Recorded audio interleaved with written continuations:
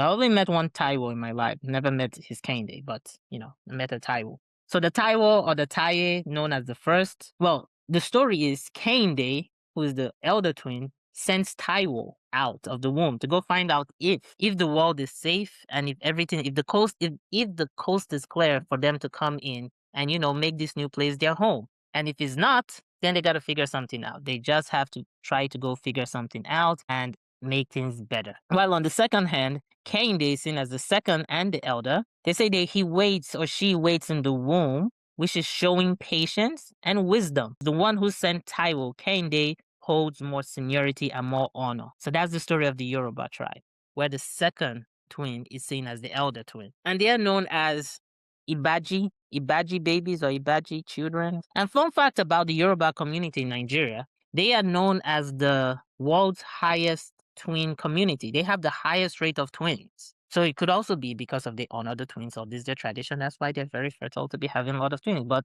the Yoruba community is known as the twin capital of the world. They have more twins than any other community on earth, right?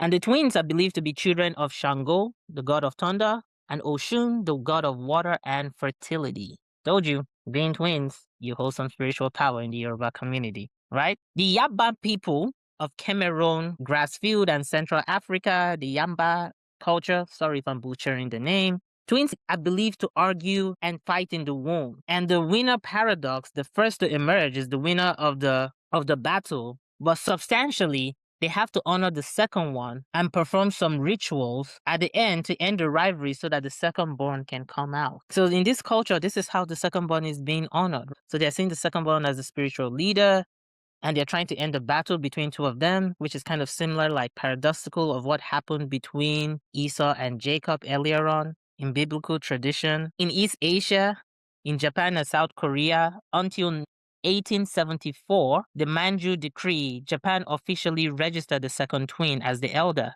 And the logic was the first in, first out. Tradition to this day views the second twin as the older twin. But modernization and everything has moved that out, except for really traditional families, right? You meet those families that they keep to traditions and their ancestor, it is still practiced to this day, where the second twin is seen as the first. In South Asia and South Africa, this is also practiced. The Yamba community in Cameroon, the womb as they see the womb as a council chamber where the both twins have a negotiation, and as a result, the first goes out, making the second one spiritually senior, because the spiritual senior one had the thoughtful mind to let the second one come out. Because the one who waits and is patient again, this is going back to waiting, having patience, having wisdom, very similar scriptures as those as the Yoruba community. The second one, because of his or her patience, is seen as the elder and seen as the wiser one and seen as the one that carries the baton moving forward.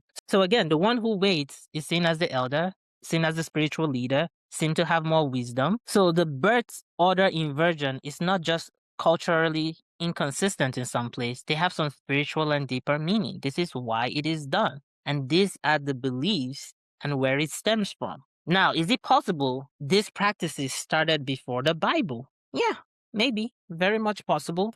But I couldn't find any other text older than the Paleo Hebrew generation. So we're talking about Cain and Abel, Esau and Jacob, Ishmael and Isaac, right? Zarel and Perez. So think about this. If the second twin is actually, right? Because this spiraled down into the whole idea about patience and spirituality. And I started thinking about the concept of dreadlocks, right? You see how this topic, one fell over the other. Started thinking about the concept of dreadlocks, not as a hairstyle, but as a spiritual practice. They believe in Rastafari that it stores memory, energy, and time itself. Each lock is a covenant. Now remember that word. It's a covenant, a vow to not rush, not conform, not serve what is being built slowly from the root up. So basically, right, there's a saying in the logs community, and it's called the logs journey. And the reason why it's called the logs journey is before you get those thick, good-looking, nice, well-structured, clean locks, it's a journey. There are trials, there are errors. And while doing my research, this took me down to the Nazarite vow and the lion's mane. And the whole idea is don't sleep on the one who's still locking in, right? Again, the whole idea of patience. right? In terms of building your locks, right? While your locks is growing, if you've met anyone that have had locks for 10, 20 years, they would usually tell you, yeah, just let it be patient, it will get its form. So maybe the deepest root are the ones still forming, quiet, locked, and unhindered, getting ready to show itself in the public. So this is the story of where the second born is actually seen as the first, and thank you for your time.